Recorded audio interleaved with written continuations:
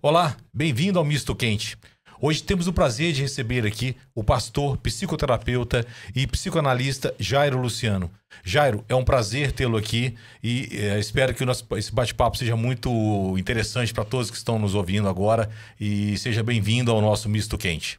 Obrigado, Marcos. Obrigado, Orles, pela oportunidade de estar aqui com vocês. E, como você disse, né, esperamos que seja um tempo precioso para todos nós aqui. Estamos à disposição. Beleza, eu queria começar esse bate-papo nosso pedindo a você que contasse um pouquinho pra gente da sua experiência profissional, né? Como veio a sua formação de psicoanálise, como veio a sua formação de teologia, né? Que eu sei que você também é um teólogo, né? Sim. E toda essa parte de inclusão dentro da sua profissão hoje também, que também é pastor, né? De uma igreja. Sim. Queria que você contasse um pouquinho pra gente da sua trajetória. Muito bem, Marcos. Eu venho assim de uma formação acadêmica na área contábil. Minha primeira formação foi contábil. Então, parece bem distante de tudo isso aqui que eu vivo hoje. E eu tive uma transição de carreira. E foi uma transição de carreira que aconteceu num momento assim em que eu, trabalhando dentro da contabilidade, dentro do escritório contábil, eu olhava para tudo aquilo e falava assim, olha, eu não acho que isso aqui é o meu lugar. Tem alguma coisa que não está fechando nessa questão.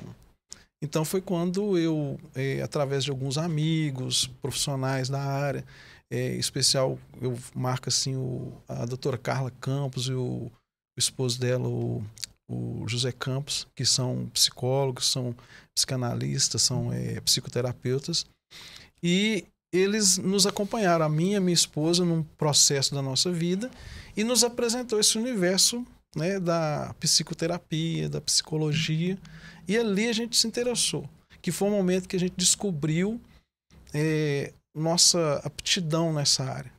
Então, dentro do ambiente pastoral, da igreja, que é algo assim até mais distante, vem de longas datas aí, de 15 anos de caminhada, a gente sempre tem aquela relação com pessoas.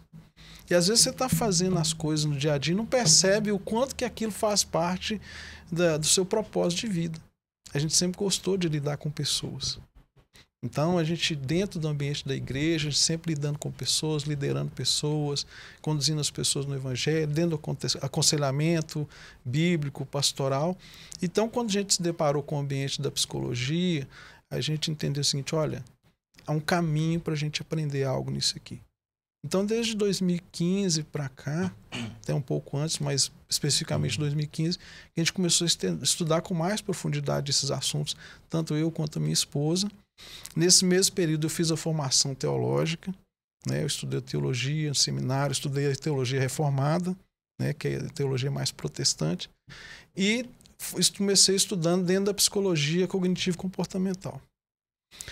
E conhecendo dentro desse ambiente, eu fui conhecendo outros profissionais da psicanálise e me encontrei dentro da psicanálise por causa da maneira como que ela atua, o processo investigativo da psicanálise, ele é apaixonante.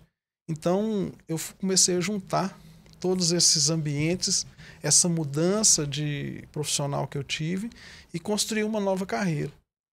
Bastante desafiador depois dos 40 fazer isso, mas para mim, também para minha esposa, a Sandra, para nós foi muito desafiador, mas tem sido assim uma realização muito importante na nossa vida pessoal, profissional e no desenvolvimento daquilo que a gente entende que é um propósito de vida mesmo. Desenvolver pessoas, cuidar de gente, que a gente gosta de pessoas. Gosta de estar com gente. Eu vou aproveitar para perguntar. Essa mudança foi da água pro vinho, né? Muito. Entendeu, né? A contabilidade, ela não é uma ciência exata. A contabilidade trata de pessoas, mais pessoa física, pessoa jurídica, no ambiente assim mais do controle econômico e tudo mais. Mas não deixa de ser pessoa, né? Tanto que a contabilidade é uma ciência social aplicada. Mas está muito distante no sentido prático do que eu faço hoje, com certeza. Ô Jair, só para tirar uma dúvida aqui, a psicologia tem a ver com a psicanálise? Tem a ver, mas são coisas diferentes. São coisas diferentes. Né? Se a gente puder enumerar aqui alguns pontos de diferença da psicanálise para a psicologia, você vai ter dentro do ambiente da formação dessas duas áreas. A psicologia, você vai ter ela dentro do ambiente acadêmico, da faculdade, da universidade, você vai estudar a psicologia, tem todas as teorias da psicologia que você estuda dentro da faculdade. A psicologia, ela tem todo um controle dos órgãos, né, do governo que estabelece como que vai ser, tem um controle, né, do Estado sobre como que essa formação vai acontecer, tem um controle da entidade, né, do Conselho Federal de Psicologia, que vai dizer como é que deve ser, quais são os limites que ela vai atuar. Então tem todo esse controle. A psicanálise não. A psicanálise, a formação dela é diferente. A formação da psicanálise, ela dá fora do ambiente da academia. Ela dá dentro das associações. Então, a própria origem da psicanálise, quando Freud criou a psicanálise lá nos 1881, quando ele começa a estudar, em 87, quando ele lança a psicanálise, ele era médico. A psicanálise, ela nasce dentro desse ambiente, não só com o propósito apenas de desenvolver teorias, mas do cuidado. Ele começa ali buscando uma solução para o cuidado das mulheres que tinham histeria. Então começa esse desenvolvimento clínico e a partir das observações de todo o estudo, Freud propõe e desenvolve a psicanálise. Então você vai ter a diferença. Então a formação do psicanalista, ela acontece com o estudo teórico e com a prática clínica. Você não vai ter... Então, no Brasil, você vai ter a psicologia no Brasil, ela é habilitante. Você faz um curso de psicologia 4, 5 anos e você está habilitado para o ambiente de trabalho, seja clínico ou não. A psicanálise, ela é diferente. Ela nasce dentro da clínica.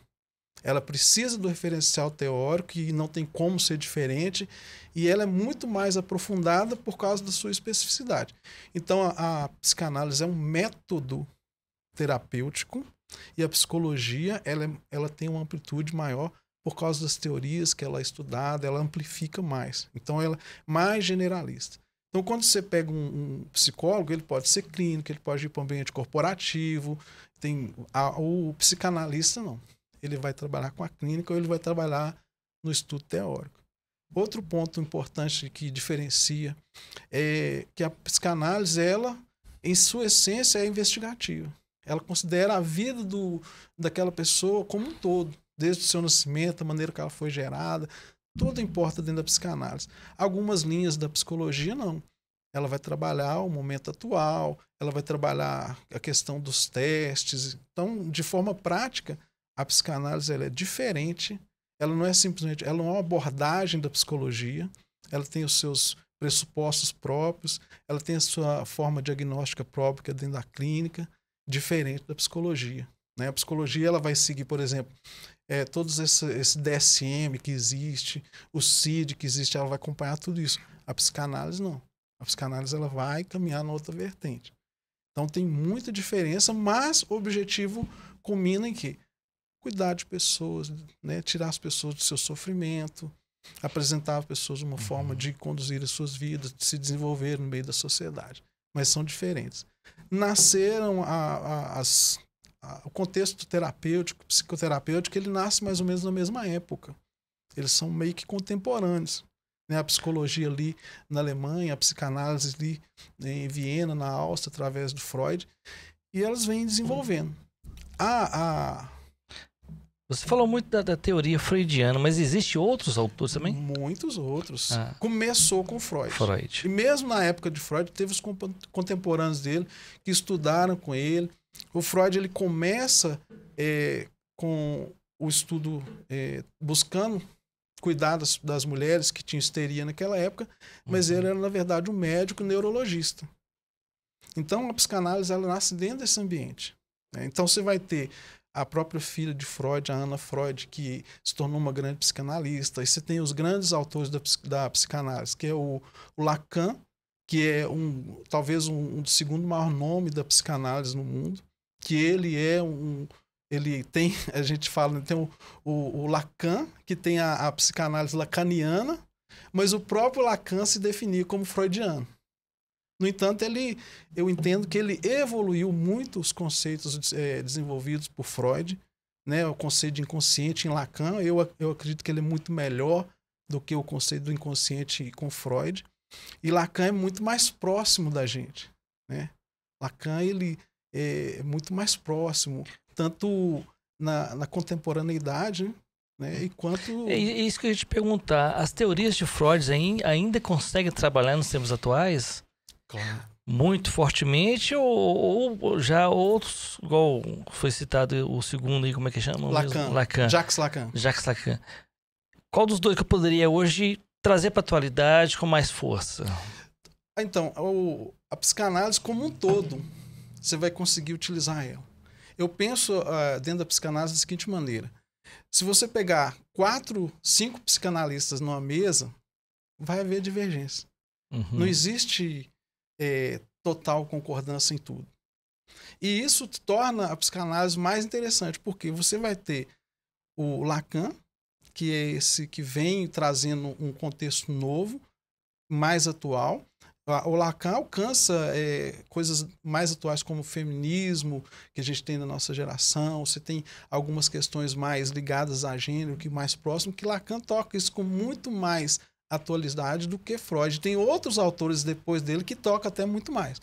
Então, se você pegar os conceitos iniciais de Freud, não tem como você falar de psicanálise sem você voltar a Freud.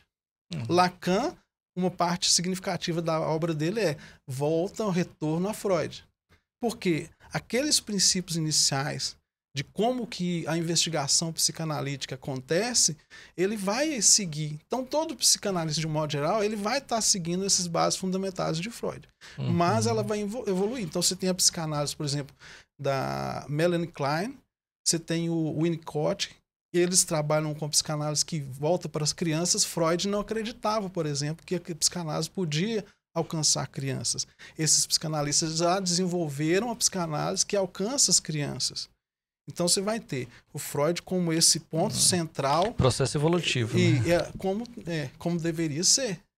O próprio Freud, ao longo da sua jornada, ele muda alguns conceitos. Alguns pontos que ele desenvolveu inicialmente, depois ele mesmo muda aquilo, entendendo que havia uma leitura melhor daquilo que ele tinha se proposto inicialmente. Então ele foi um incansável desenvolvedor disso. Para mim, um cara genial. Na época dele pensar e trazer as coisas como ele trouxe, e ele continua influenciando a psicologia. A psicologia no Brasil, principalmente, é muito influenciada. Você vai no curso de psicologia, você não estuda psicanálise como a gente estuda psicanálise fora, mas Freud está ali. Existem alguns concursos públicos que você vai fazer na área de psicologia, que as provas de concurso têm psicanálise baseada em Freud, Lacan, que são essas referências maiores que a gente tem da psicanálise. E qual a ponte da psicanálise com a espiritualidade? Muito bom. Pergunta ótima essa. Eu acho que tem tudo a ver. Primeiro, a gente precisa definir questões do que é espiritualidade, né? Entender a espiritualidade como um contexto puramente religioso é muito pouco.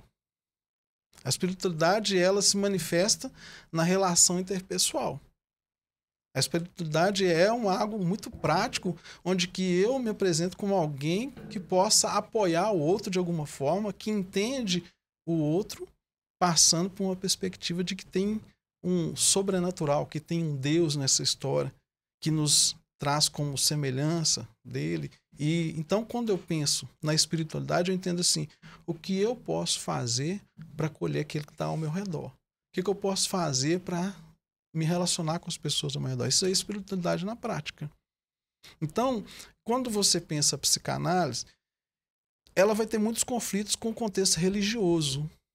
A psicanálise, ela vai ter conflito com o contexto religioso, até mesmo por causa de alguns escritos de Freud. Quando você vai pegar o livro de Freud que fala sobre fugiu o nome aqui, mas eu vou lembrar. Ele fala sobre a religião como sendo uma ilusão. O futuro de uma ilusão, de Freud.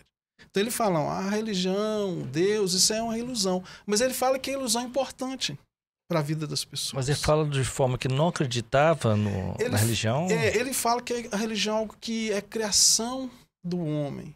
Né? No sentido que, olha, isso aí, a ilusão, a fantasia disso é uma criação do homem. Porque quando ele fala que o homem é um ser desejante, E ele vai sempre continuar desejando. E não há nada que seja perfeito ao ponto de cobrir todas as necessidades e desejos humanos.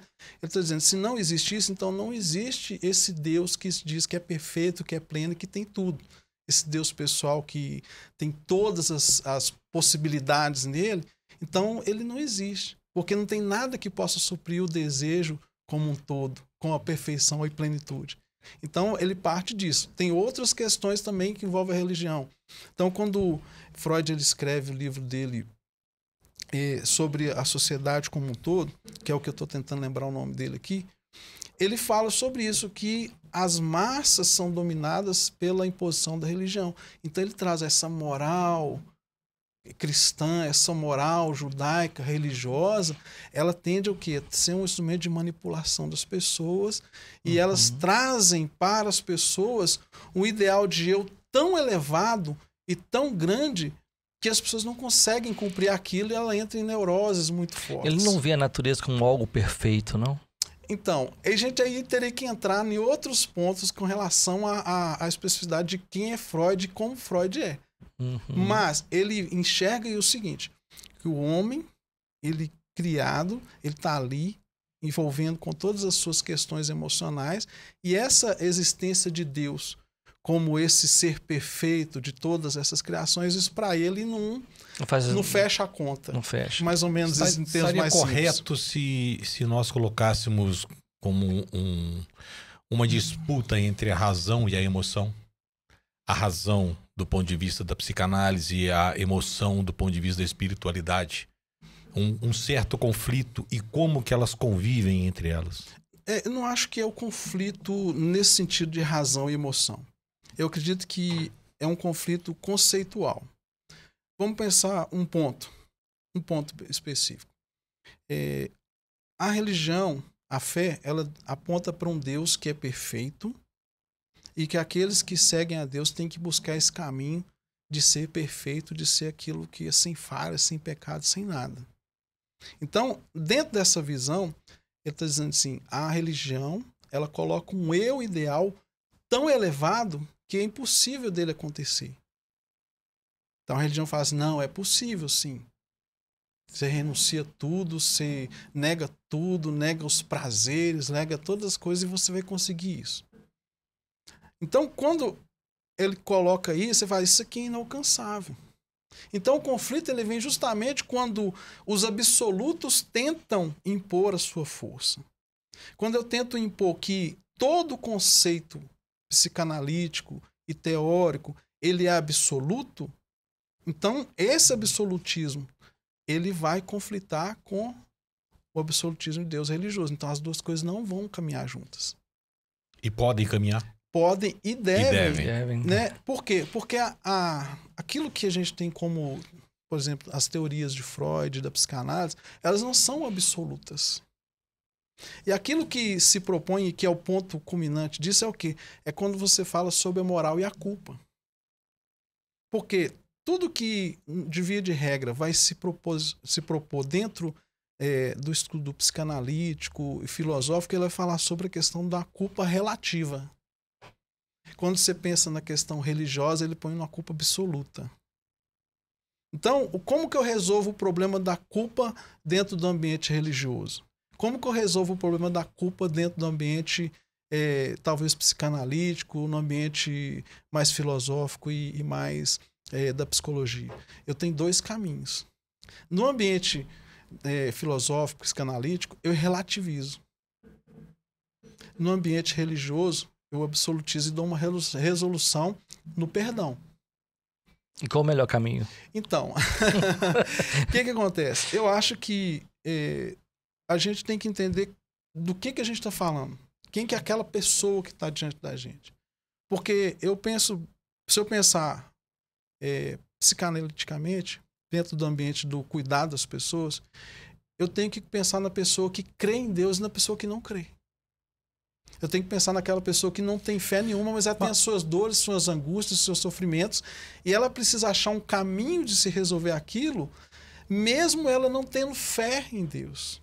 Qual que é o caminho que ela vai encontrar para isso? E tem um peso para essa culpa? Tem, sempre vai ter. Então, se eu relativizo a culpa, então eu vou voltar na questão de onde que vem a minha noção de culpa? É quando a moral diz que aquilo é errado. Alguém Mas tá isso dizendo... não é altamente contraditório com o que a religião prega? É o que a gente está falando. É. Qual que é o problema dessas duas frentes se conversarem?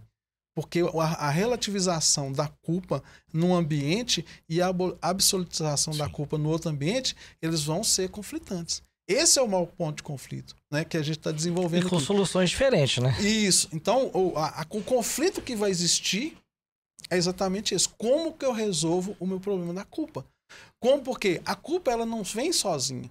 Antes de que você sinta culpa por algo que você fez, alguém vai dizer para você que aquilo ali está certo ou não. A sua culpa ela é construída a partir disso. Você pode pensar assim, eu tenho uma consciência. Sim. Você tem uma consciência que aponta você algo que vai ser certo e algo que é errado.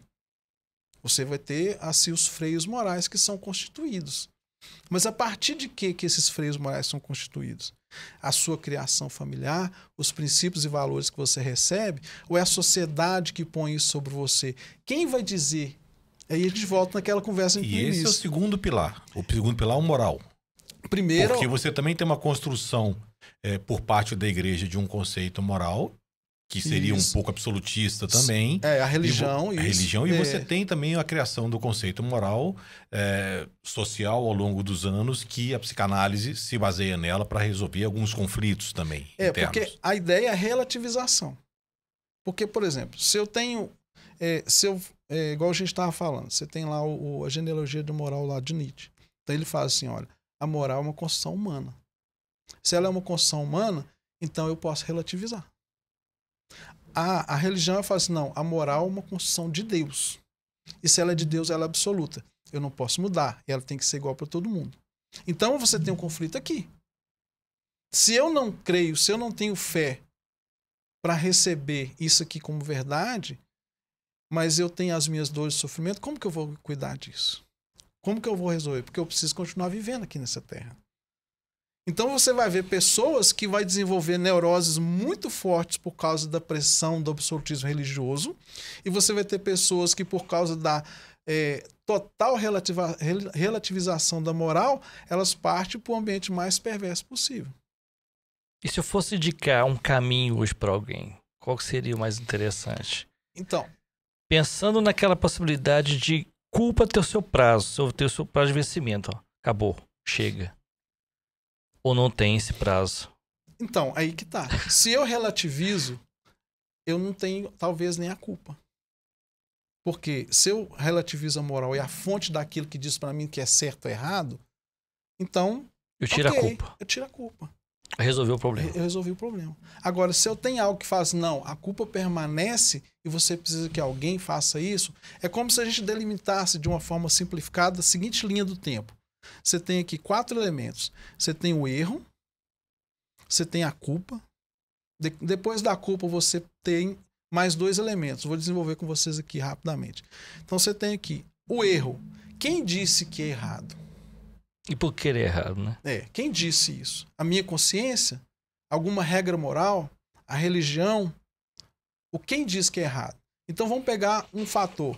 A sociedade diz que isso é errado. Com base em que a sociedade diz que isso é errado? Não, a cultura desse lugar diz que, vamos pegar aqui, que beber água em caneca é errado. Errado, não pode beber água na caneca. Então, você foi lá e bebeu água na caneca. É errado. Então, eu já tenho aqui. Então, o primeiro pressuposto é, eu cometi o erro, então eu tenho uma culpa. Então, a culpa, ela traz para mim o quê? Um peso na consciência, ela traz para mim um sentimento de que eu coloco significado, eu coloco utilidade naquilo que eu estou sofrendo. A culpa traz isso, utilidade naquilo que eu cometi. Então, como que eu resolvo a culpa? Eu viro para você e falo assim, que nada, não sei quem é que inventou essa regra que xícara. Ou seja, natural ou não, né? Então eu vou beber na xícara e problemas eu não tenho culpa nenhuma. Resolvi relativizando. Uhum. Agora eu faço, não, isso é absoluto. Então, eu preciso resolver a culpa de alguma forma. Se a gente pensar no conceito mais religioso, tudo e até o nosso ordenamento jurídico ele é baseado nesse conceito religioso. Se você tem culpa, você tem que pagar por ela. Você tem que resolver essa culpa de alguma forma. Você vai pagar por ela. Então, ok, eu vou lavar a xícara e vou devolver para o lugar. Paguei aquela culpa, então você tem o quarto estágio, que é a remissão.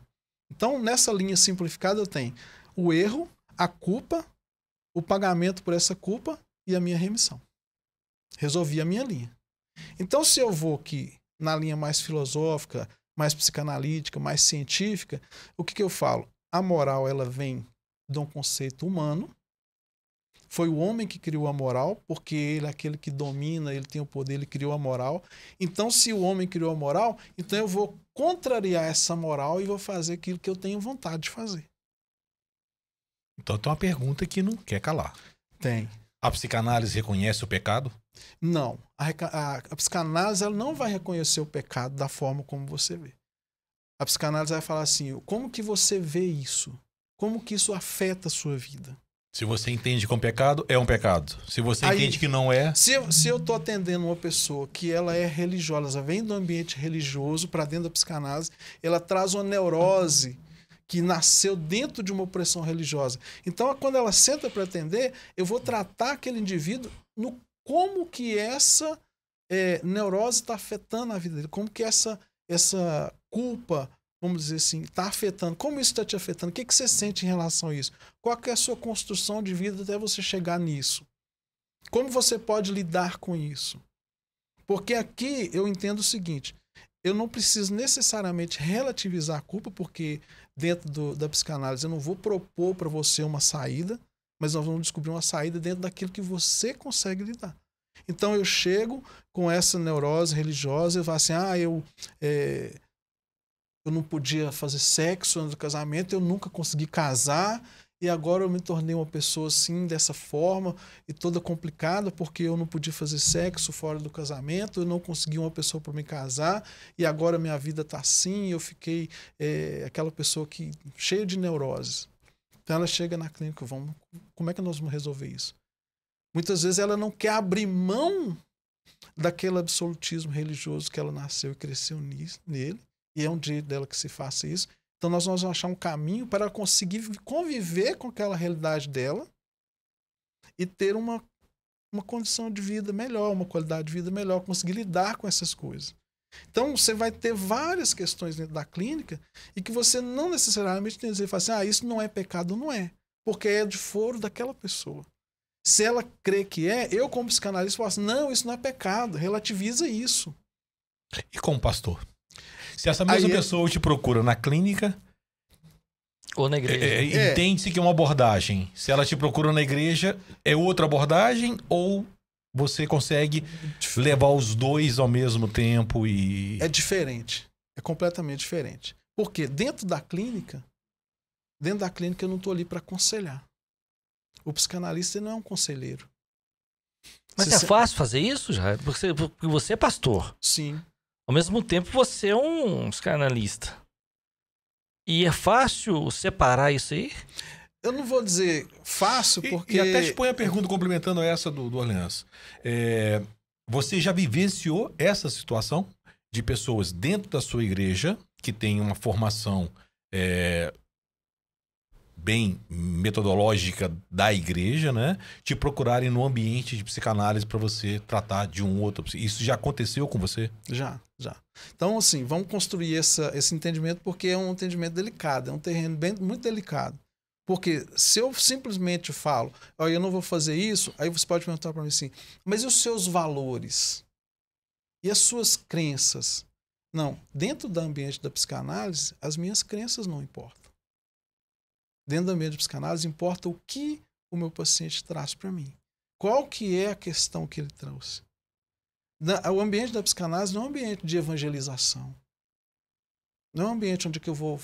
vem cá, vamos pegar a Bíblia aqui, vamos ver o que a Bíblia fala sobre isso. Não, dentro do ambiente de psicanálise, eu vou ouvir aquela pessoa. Eu vou ter escuta terapêutica. Eu vou conseguir trabalhar com ela a partir daquilo que ela traz para mim da sua própria existência. Então ela vai trazer para mim lá da infância dela, as questões dela. Às vezes a pessoa chega com um fato desse e a questão não é necessariamente o fato dela não ter se casado e tudo mais. É porque às vezes na infância dela, ela passou por algumas questões, alguns traumas, algumas situações na sua infância que foram se desdobrando e trazendo aquele contexto para aquele momento da vida dela. E também tem dentro da psicanálise, a gente chama de neuroses atuais, que é aquilo que foi desenvolvido na vida da pessoa a partir de algum trauma presente que acontece agora. Ainda que ele possa ter um link com o passado, mas são as neuroses atuais. Então, dentro da clínica psicanalítica, eu preciso atender esse paciente com a total isenção da minha convicção religiosa. Porque ali eu estou tratando da vida daquela pessoa. É o que ele traz para mim. Então, a dificuldade que pode existir nesse sentido é porque eu preciso o tempo todo me policiar e cuidar para que eu não seja um sugestionador dentro da clínica para aquilo que a pessoa traz para mim. Ela chega e traz para mim uma questão, eu não posso ficar assim, será que é isso? Será que é aquilo? Não. Ela vai trazer para mim a história, ela vai trazer, eu vou ser um facilitador da compreensão da pessoa acerca dos seus fatos. É como se ela trouxesse para mim um novelo todo embolado, eu vou puxando aquele fio ali e vou fazendo uma toalha. Ô Jairo, e dentro do profissional Jairo, você está dentro da igreja, você recebe uma demanda dessa, você está dentro da igreja. Olha, o seu caso é para tratar de uma clínica. Você já falou isso? Já. E então, vice-versa? Sim. Então, só respondendo a outra questão. Se essa mesma pessoa chega para mim dentro do ambiente da igreja, né, como pastor, o que eu vou falar com ela? Não, eu sou o pastor dela. Então, ela chegou para mim com essa questão. Eu falo com ela assim, nós vamos tratar aqui o que a Bíblia fala sobre o que você está sentindo e vivendo, e você vai procurar um profissional de terapia, ou psicanalítico, ou psicólogo. Você vai procurar um outro profissional. Isso é importante. Que nós vamos isso que eu queria te perguntar. Nós vamos fazer um Esse trabalho. Outro profissional não é você? Não. Perfeito. Não. Você vai fazer um trabalho paralelo. Você vai buscar esse outro profissional de acordo com você escolher. Eu não vou nem te indicar um profissional para isso, para ter a maior isenção possível. Então, nós vamos tratar essa pessoa nos dois ambientes. No ambiente da crença, da fé que ela tem, que é eu aqui como pastor, e ela vai para um outro profissional, a escolha dela, e que ela vai tratar as questões da saúde mental dela no ambiente terapêutico. Por que eu preciso fazer isso? Porque eu preciso tratar as duas coisas com a maior isenção possível. Então, se chega na minha clínica, uma pessoa da igreja que está lá e ela vai sentar na clínica comigo. Então, eu não vou atendê-la como pastor na igreja. Outro pastor vai fazer o trabalho pastoral com ela. Para que a gente possa ter uma isenção da melhor maneira possível, a fim de que aquela pessoa receba aquilo que ela está buscando da pessoa certa. Esse discernimento vai me ajudar a não contaminar nos dois ambientes as duas coisas. Mas em que isso ajuda? Muito. Por exemplo, dentro da clínica psicanalítica, você aprende a desenvolver com muito mais cautela a escuta terapêutica. Uma coisa é a pessoa desabafar com um amigo, outra coisa é se sentar com um analista para você contar a sua vida, para você trazer as suas questões, para você receber uma escuta terapêutica, onde os seus gestos assim, de bater o dedo na mão, onde a sua expressão facial, ela tudo conta. Uma coisa é eu falar com você assim, olha, esse copo de água aqui, para mim é só um copo d'água, mas talvez para você é um copo que você ganhou de sua avó. Então, esse copo para você ele tem um outro sentido. É o que em Lacan ele vai falar do significante e o significado. Porque para mim é só um copo, mas para você tem uma história. Sim, então, um significado. Então eu preciso ter esses dois qual pontos. Qual a mensagem que você, como psicoterapeuta, consegue levar para sua evangelização, para sua espiritualização? Meu trabalho pastoral. Isso. Então, o meu estudo como psicanalista, ele aumenta a minha capacidade de discernimento. Porque é aquilo que você falou. Chega a pessoa para mim no ambiente pastoral. Eu consigo perceber se aquela pessoa, apenas com aconselhamento pastoral, ela vai conseguir resolver ou ela precisa de uma ajuda profissional para cuidar da questão dela. Então, o conhecimento teórico da psicanálise é melhor o meu discernimento. A minha escuta fica muito mais apurada quando uma ovelha, um membro da igreja, senta para o aconselhamento pastoral. Então eu vou te fazer uma pergunta muito delicada. Sinta-se até à vontade para responder da melhor maneira possível, ou até não responder, se você acha que não é o caso. Quando você percebe que uma pessoa apenas com o aconselhamento pastoral ela não vai atingir, não seria uma diminuição da influência ou da importância do aconselhamento pastoral? Porque se você colocar em níveis, né? Eu percebi que essa pessoa apenas com esse comentário não vai solucionar, ela tem que ter um pouco mais além. Não seria uma pequena desvalorização do processo pastoral em detrimento ao processo terapêutico? Entendi. Então é como se... Não, o milagre não vai acontecer com essa pessoa, né? A questão sobrenatural... Não seria nem a questão do milagre, seria a abordagem. Olha, a minha abordagem pastoral ela não é suficiente. Se ela não é suficiente, para outras pessoas também, nós não poderíamos partir desse pressuposto? Então, a gente, em qualquer ambiente, a gente não pode ter a vaidade de achar que o que a gente faz é completo. Absoluta, não. Eu preciso pensar no outro que chegou do meu lado e o que ele precisa. Então, eu acho que não diminui, porque eu vou fazer uma comparação assim, que eu acho que vai ficar mais fácil pra gente dizer. Quantas pessoas que entram num hospital para fazer um tratamento de câncer ou de qualquer outra doença grave e elas têm o mesmo problema e muitas vezes uma pessoa recebendo o mesmo tratamento, às vezes o mesmo médico, a mesma medicação, um consegue se recuperar e o outro não. Os dois receberam o mesmo cuidado. Porque a história de vida daquela pessoa ia para uma direção, outra para outra. São fatores que não estão no alcance das nossas mãos. Então, quando eu consigo oferecer para aquela pessoa algo mais do que eu possa dar, eu estou pensando não só naquilo que eu sou capaz de fazer, mas naquilo que a pessoa precisa, e nós vamos buscar todos os recursos necessários para que ela fique bem. Então, e de uma certa forma, só te interrompendo também, completando esse raciocínio, não posso estar errado, o contrário também pode acontecer. Você, dentro da sua clínica, entender que aquela pessoa precisa mais de um aconselhamento pastoral do que um aconselhamento terapêutico. Isso pode acontecer também? Isso pode acontecer, mas... Não é comum, né? Não é questão de ser comum. É por causa do seguinte viés que a gente tem que entender. Dentro do ambiente do psicanalítico, eu não vou te aconselhar a fazer algo. No ambiente de aconselhamento pastoral, eu vou te aconselhar. O ambiente pastoral, eu vou te orientar. Dentro da clínica, você vai chegar para mim e vai falar assim, ou você ou não, qualquer paciente vai chegar para mim assim, olha, eu estou passando essa situação e tudo mais, e eu queria que alguém que fosse religioso me atendesse. Você vai trazer isso para mim como analista e eu vou perguntar para você assim, o quanto isso é importante para você? O quanto que é significativo para você receber esse apoio religioso nesse momento da sua vida. Então você, como paciente, vai dizer para mim o quanto que é importante e você vai decidir por buscar isso.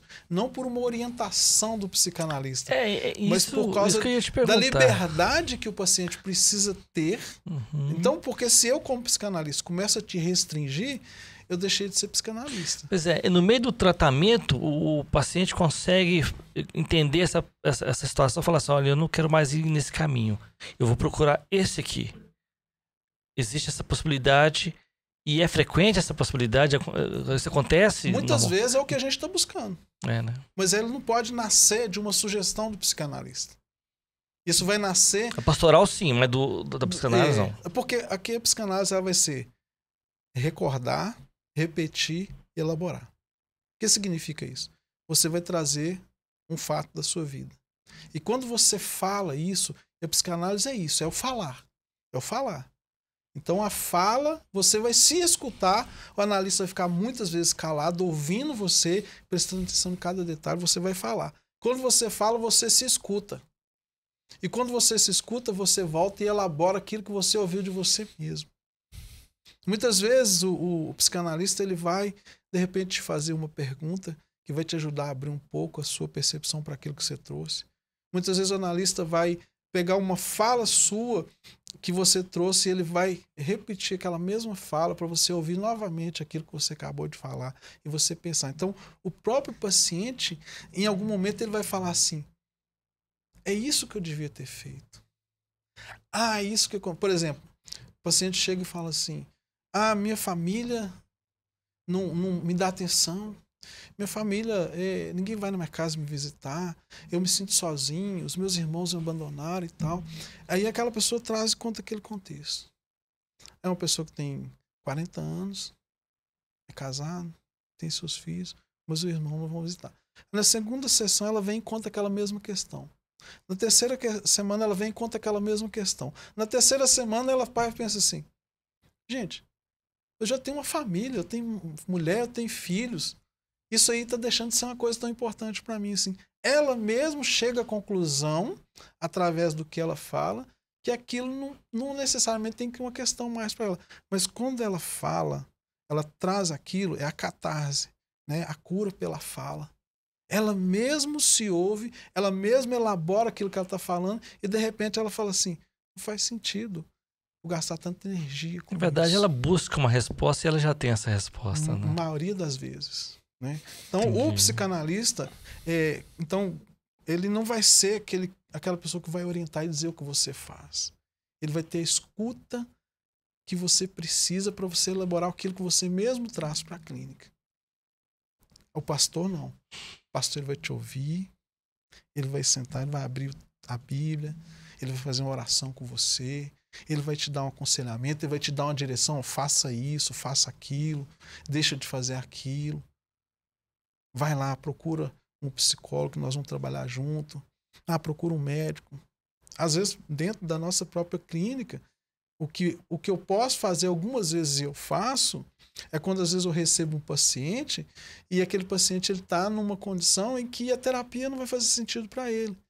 Então eu falo assim, olha, você precisa procurar um médico, você precisa procurar um médico para fazer uma avaliação psiquiátrica, algo dessa natureza. Depois que você passar por esse médico, você vem aqui para a gente conversar, ou então, à medida que você está procurando esse médico, você vem aqui para a gente conversar, porque às vezes a pessoa está num momento de crise, num momento em que não é a função mais do psicanalista entrar, não é o ambiente do psicanalista mexer, é um ambiente médico. Então, ter esse discernimento é muito importante. Já, eu vou fazer uma pergunta também parecida com a do Marcos, meio perigosa. Vocês são muito bons de pergunta. Eu tô gostando das perguntas. Meio perigosa. Por que, você como pastor, por que as pessoas procuram a igreja? É a referência. Né? Nós somos... nós temos fé. A fé, ela está no homem. O homem recebe a fé de forma inata. Então, a pessoa, quando ela vai procurar a igreja, ela está buscando uma resposta de Deus, uma resposta do superior. Ela entende que aquele ambiente da igreja é um ambiente que representa Deus. A proposta da igreja é ser representante de Deus. E quando eu falo igreja, vamos pensar na comunhão daqueles que creem em Deus, que professam a palavra de Deus. No meu caso, a minha confissão de fé, ela crê que a Bíblia é a regra de fé e prática. É a nossa única fonte, né, que a gente tem como inspiração para a palavra de Deus. Então, quando a pessoa procura, ela está buscando alguém que seja um representante de Deus, que possa falar em nome de Deus, que traga para mim uma resposta. E aquele que não acredita em Deus, mas mesmo assim ele entra na igreja? Ele está buscando Deus. De toda forma ele busca Deus. Ele está buscando uma resposta de alguém que possa lhe dar aquela resposta.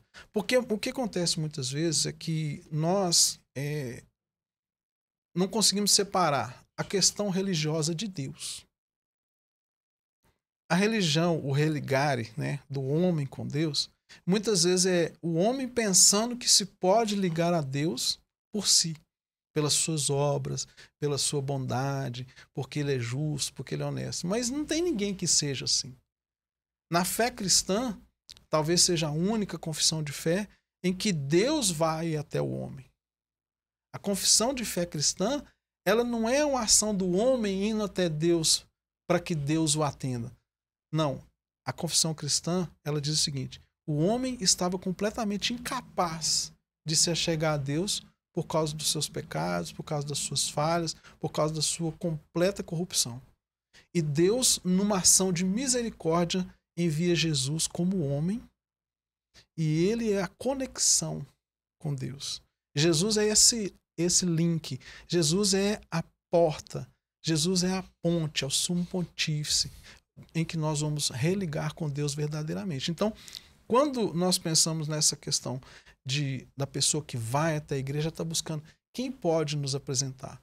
Lá no 2 Coríntios 5, 19 vai falar que nós somos ministros da reconciliação do homem com Deus. Que Deus em Cristo reconciliava o mundo com Deus. E nós, reconciliados, reconciliamos o homem. É aquilo que a gente falava aqui um pouco antes. Deus escolheu agir aqui nessa terra através do homem. Então, o que Deus faz? Ele envia Jesus como homem. Jesus vem e abre o caminho. Ele é o primeiro. Então, todos aqueles que creem em Jesus e recebem dele o perdão e recebem de Jesus a salvação, se torna um anunciador dessa mesma verdade. Então, naquele momento que você entende a fé em Cristo, a salvação em Jesus, você é um embaixador do reino de Deus. Você é esse que é um reconciliador. Então, você vem e fala comigo sobre Cristo, eu creio igual você crê, então eu vou ali e falo com o outro, e o outro crê, e nós começamos a ter a nivelação. Por isso que fala que somos irmãos. E quando ele procura e vai à igreja e procura Deus, o que ele quer com Deus? Você já pensou nessa situação? Eu quero perdão, eu quero entender mais a minha família. O que eu quero com Deus? Quando a pessoa chega assim... É uma pessoa nova, chegou na igreja hoje, né? Se apresentar a Deus, tá aqui, esse é o nosso Deus. Tá, e o que você veio buscar aqui dentro da igreja, além de Deus? Todos nós temos um vazio dentro da gente. A própria filosofia vai dizer sobre isso. Existe um vazio dentro da gente que ele tem a forma de Deus. E eu entendo isso da seguinte forma. Quando Deus cria o homem, Deus coloca um pouquinho dele dentro do homem, que é o próprio Espírito. O fôlego de vida nosso é o sopro de Deus em nós. Então, quando Deus coloca algo dele dentro de nós, quando você pensa assim, uma pessoa que esteja, né, gozando da sua saúde, ela quer morrer? Não. Ninguém quer morrer. Como diz Gonzaguinha, né? Viver, né, e não ter a vergonha de ser feliz. Ninguém quer a morte, só saúde e sorte. Ou seja, ninguém quer morrer. E por que a gente não quer morrer? Às vezes está passando nos maiores perrengues do mundo. Tem um estudo que foi feito que nos países mais pobres do mundo, as pessoas têm muito mais fé e muito mais devoção a Deus que nos países mais ricos e desenvolvidos. Porque essa necessidade dessa completude, ela acaba sendo maior quando a gente não tem nada e a gente quer algo contra algo. Mas a esperança não é um bálsamo? Principalmente nos países mais pobres? Sim, é o que a pessoa tem. Então, quando você olha para o homem... Ela acreditaria mais em Deus porque ela acredita mais na esperança que ela pode ter. Ela tem mais fé. Essa vertente da esperança, ela não aproxima mais o homem de Deus? Sim, o problema é que nós somos materialistas. Então, a gente acha que nós vamos ser supridos pelo materialismo. E aí, quando você vai ver os maiores índices de suicídio, você vai encontrar nos países mais desenvolvidos. Perfeito. Você vai ter muito menos disso, que a gente está falando sobre querer viver. Então, as pessoas que passam mais necessidades, mais sofrem, elas são as que menos querem morrer. O que está por trás disso? É quando nós achamos que é tudo materialismo e quando a gente supre todas as nossas questões materiais, nos falta algo e a gente não entende que essa busca a Deus e aí as pessoas se matam. Não estou dizendo que são todos os casos, né? Mas muitos casos, principalmente nos países mais desenvolvidos, que a pessoa chega num certo momento e fala assim, eu tenho tudo. E aí ela entra nesse vazio. Então, as pessoas, elas estão buscando Deus. Todo mundo, de alguma forma, busca Deus. O ateu busca Deus. Quando a pessoa se declara ateu, muitas vezes ele é ateu por causa da religião, da maneira que Deus foi apresentado, da maneira como que ela desenvolveu o seu intelecto, aquilo que foi a formação intelectual dela, e ela não consegue admitir a existência de Deus diante de algumas coisas que existem no mundo. Então, a pessoa, o problema muitas vezes não é ela não acreditar em Deus, é o que ela coloca no lugar. Porque ela vai colocar alguma coisa nesse lugar. Com certeza. Ela vai buscar alguém, vai buscar alguma coisa e vai pôr nesse lugar. E ela vai colocar, e quanto mais ela tenta colocar essa coisa no lugar de Deus, ela se torna muito mais fanática, muito mais neurótica com aquilo que ela colocou no lugar de Deus do que aqueles que simplesmente... E no final fala, ai meu Deus, né? Pois, meu objetivo não é necessariamente criticar a pessoa por ser ateu, nem... Não é essa a ideia. É só que a gente sempre vai colocar alguma coisa no lugar. Porque esse vazio vai acontecer. Então a pessoa que entra na igreja buscando Deus, buscando alguma forma de transcendência, de espiritualização, ela está buscando aquilo que já está nela, implantado pelo próprio Deus. Falando um pouquinho voltando um pouquinho para a psicanálise e também falando da religião, nós vivemos hoje num mundo, né, extremamente dinâmico e com questões que mudam a nossa sociedade, mudam a nossa compreensão do que é viver em comunidade, né? Então nós temos hoje temas sensíveis de saúde mental, de intolerância, de uma série de temas éticos até que nos absorve muito e às vezes deixa um vazio muito grande. Qual que é a função da psicanálise e da espiritualização nesse processo no mundo de hoje que nós vivemos? Acho que é determinante. É determinante.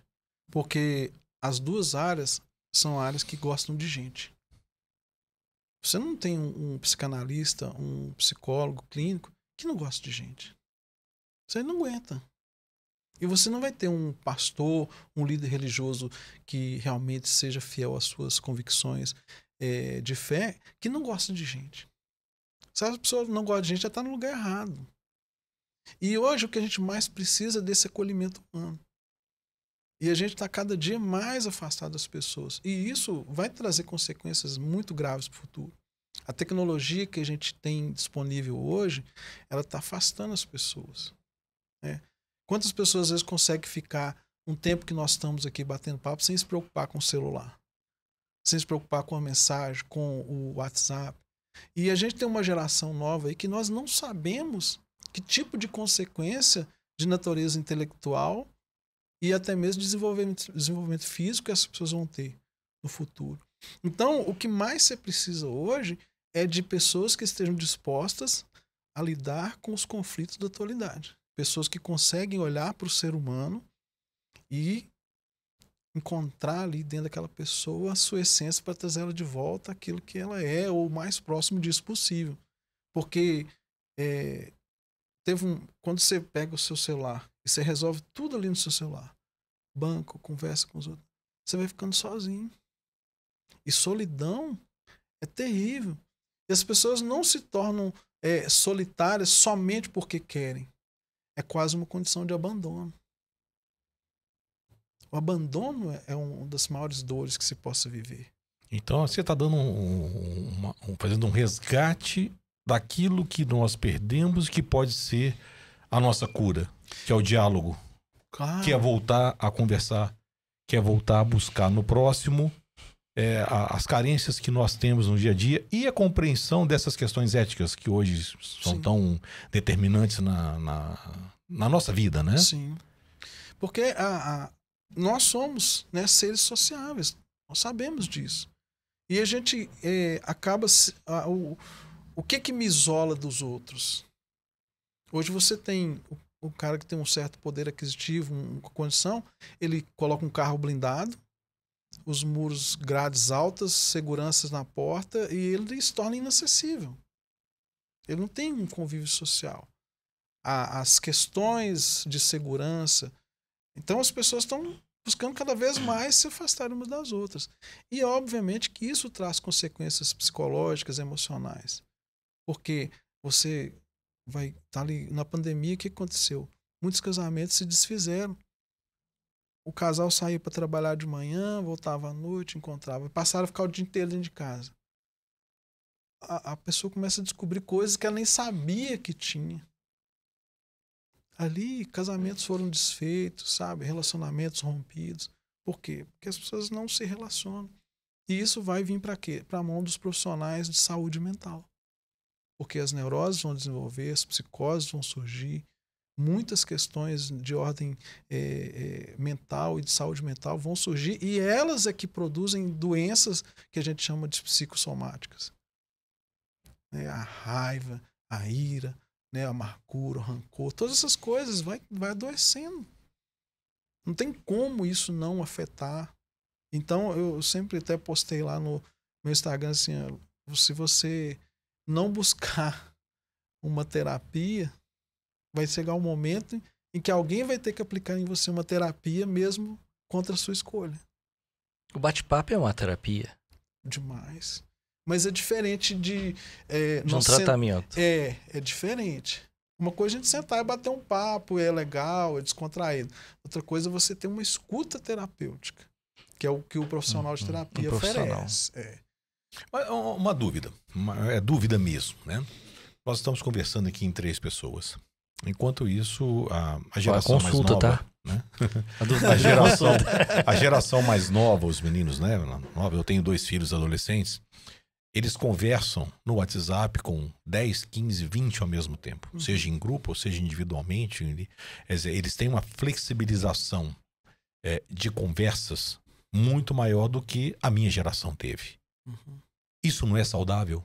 Mesmo que um instrumento ele possa sugerir esse isolamento, eles não estariam mais em contato com outras pessoas do que nós estamos aqui nesse momento aqui? Então, vamos pensar numa questão entrar um pouquinho na parte da neuropsicologia, que é uma formação que eu tenho. Você tem um excesso de estímulo. Então, quando você tem um excesso de estímulo, você tem quantas coisas você consegue fazer bem feitas ao mesmo tempo? Poucas. Bem feitas são poucas. Talvez tem pessoas que vão conseguir uma. Então, quando você tem um excesso de estímulo, você vai estar prejudicando outras áreas. A principal delas é a atenção. Então, você tem lá um garoto que conversa com 5 pessoas ao mesmo tempo no WhatsApp. É num grupo? É individual? Como que isso acontece? As conversas, elas têm a mesma direção?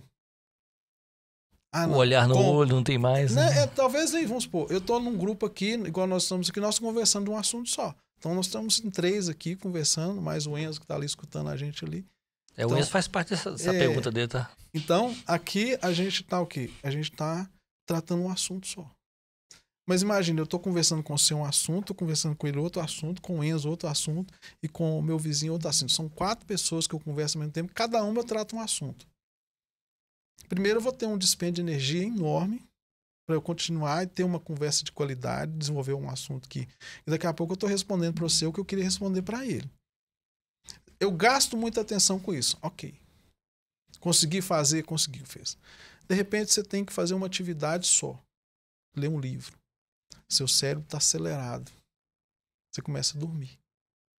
Porque você está com tanto estímulo já.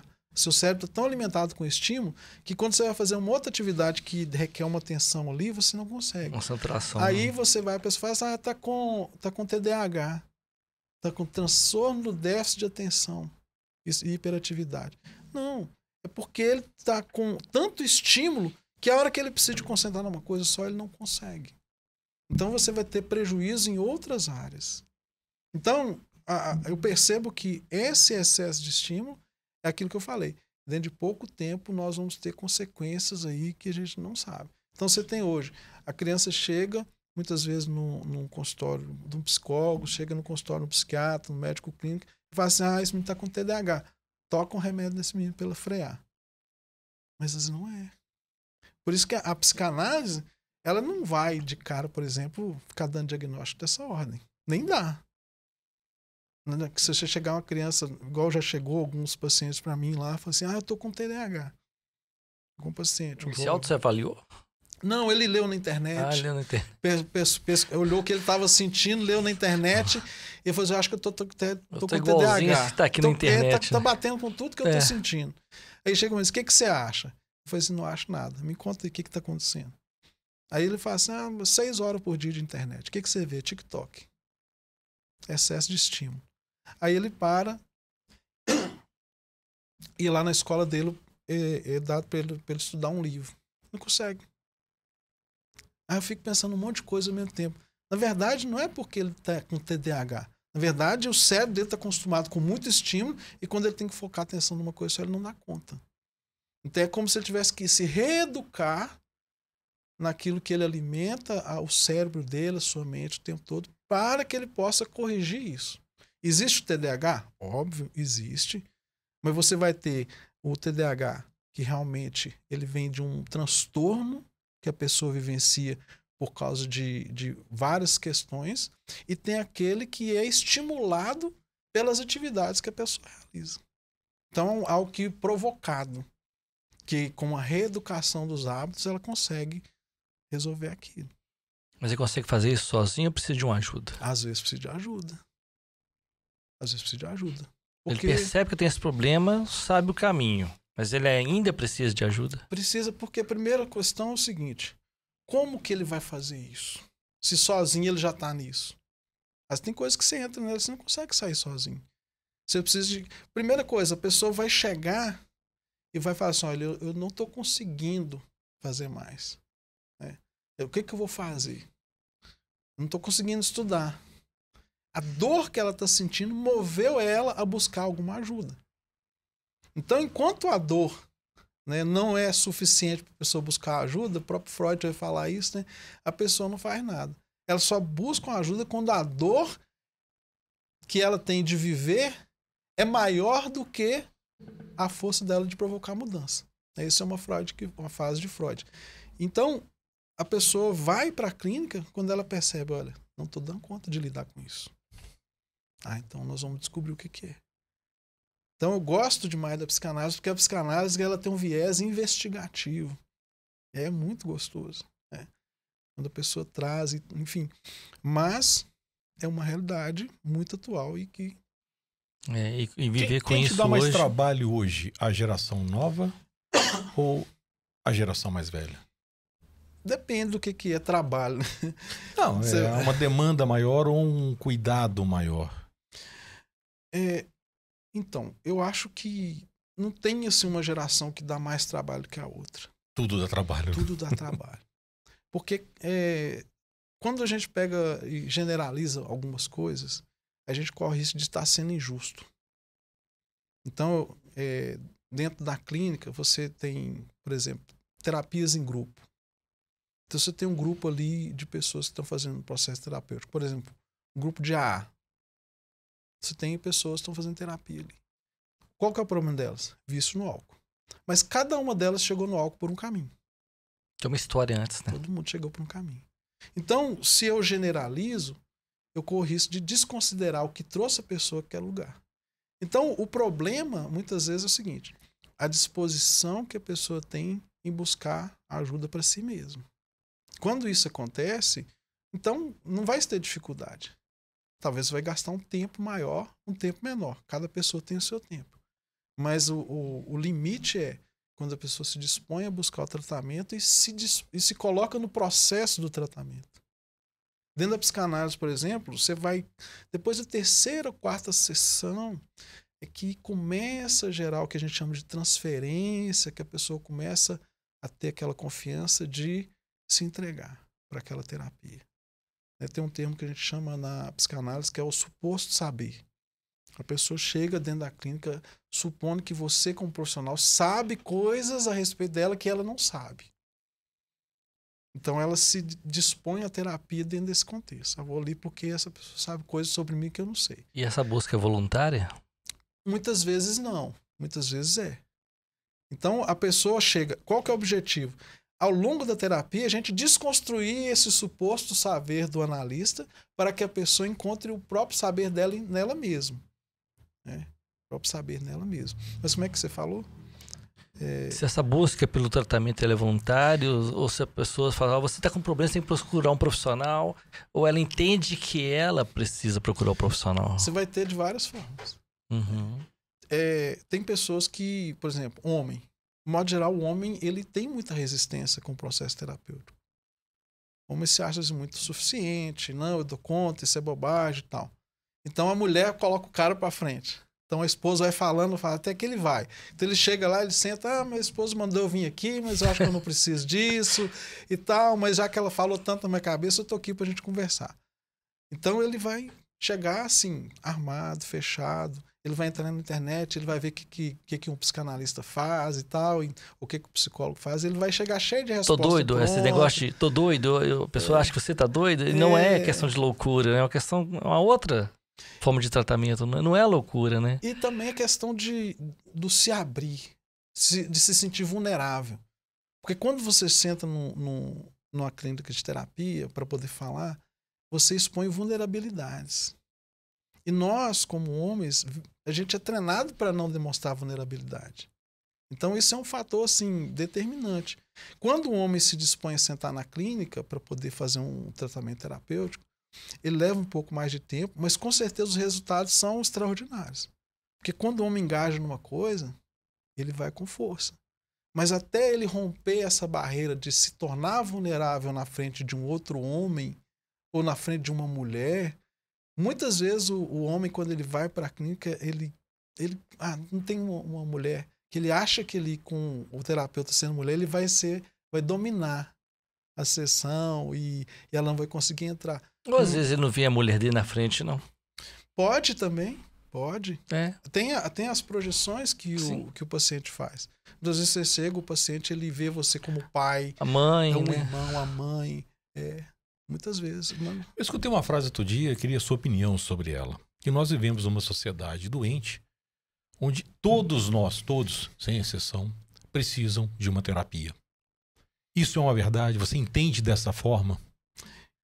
Em algum grau de profundidade, outros mais, outros menos, mas todos nós somos passíveis de tratamento e de uma ajuda terapêutica. Isso é uma verdade ou é um mito? Então, eu acho que tem muita verdade nisso.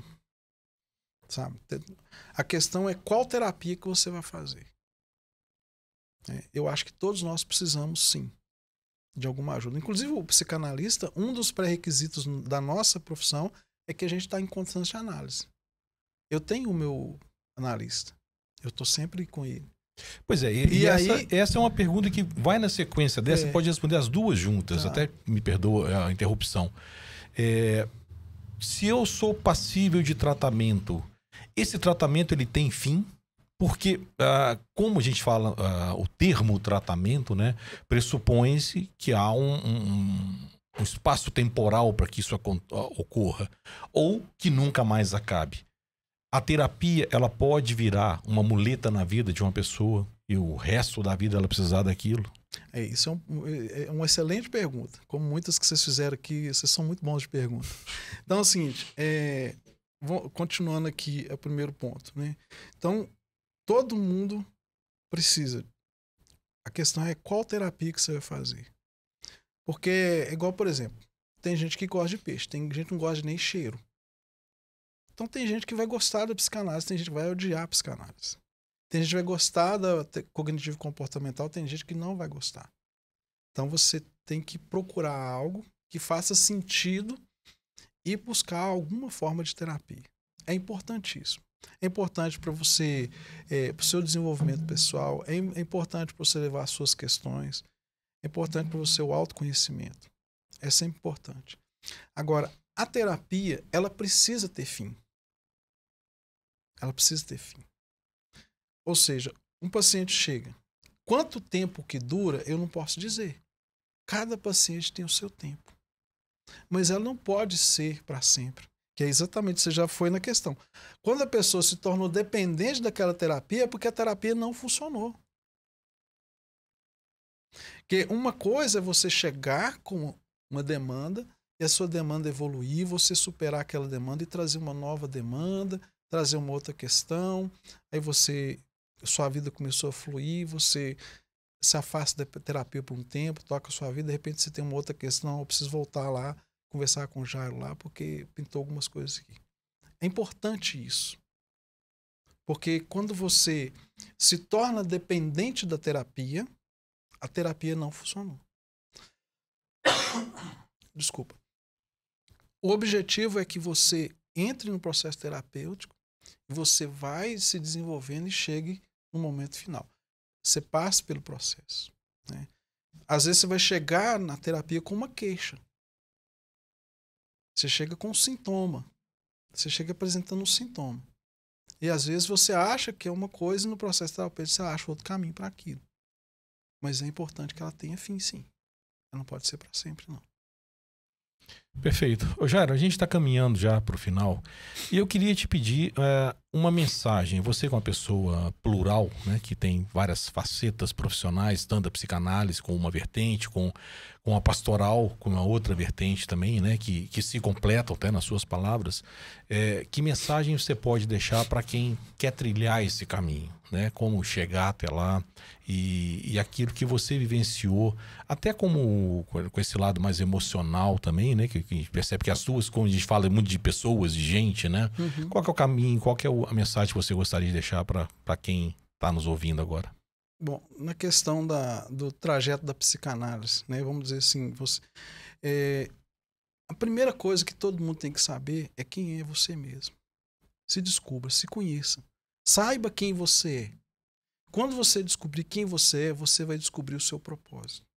Porque muitas vezes as pessoas elas acham uma coisa bonita e querem fazer pelo status, pelo que ganham. Não importa. Primeira coisa, você tem que saber quem você é. E muitas vezes a gente precisa de uma ajuda profissional para nós nos descobrirmos. E saber quem nós somos é muito mais do que a gente saber qual que é a nossa identidade, onde que nós viemos, quem são nossos pais, mas é você saber quais são as suas dores, você entender as origens dos seus traumas, o que eles causaram na sua vida, você conhecer aquilo que as suas emoções provocam em cada momento da sua vida. Quando você busca um autoconhecimento, naturalmente aquilo que você venha fazer como propósito de vida vai surgir na sua frente. Então, se a pessoa ela entende, gosta dessa área, a psicanálise ela começa dentro da clínica. O primeiro lugar que uma pessoa que deseja ser psicanalista deve fazer é procurar um psicanalista e começar a fazer uma sessão. E começar a fazer o atendimento psicanalítico. É ali que nasce o psicanalista. O psicanalista não nasce de você falar assim, isso é legal, vou ali, vou fazer um curso de psicanálise e vou me formar um psicanalista. O psicanalista não se forma dessa maneira.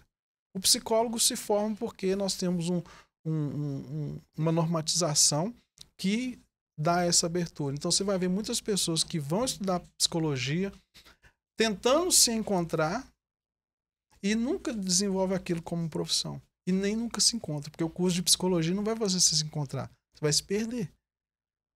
Então, o caminho é, se você quer ser um psicanalista, vai para o divã. Senta com o psicanalista. Apresenta suas questões. Submeta à terapia psicanalítica. E, aos poucos, você vai entendendo como que é a dinâmica da psicanálise. E aí você vai buscar o conhecimento teórico. E depois de um tempo de clínica e um tempo de estudo teórico, você pode fazer as formações que existem. E você vai se tornar um psicanalista dentro da psicanálise. Você não vai se tornar um psicanalista porque você fez um curso de psicanálise de 2 anos. Tem uma escola de psicanálise ali. Não, você pode fazer. Ótimo, conhecimento não ocupa lugar no seu cérebro. Não, é muito bom. Aprenda. Mas entenda uma coisa. Fazer um curso técnico ou um curso, uma graduação de psicanálise não te faz um psicanalista. Então, se é um desejo da pessoa entrar nisso, ela vai para o divã. Vai ser analisada.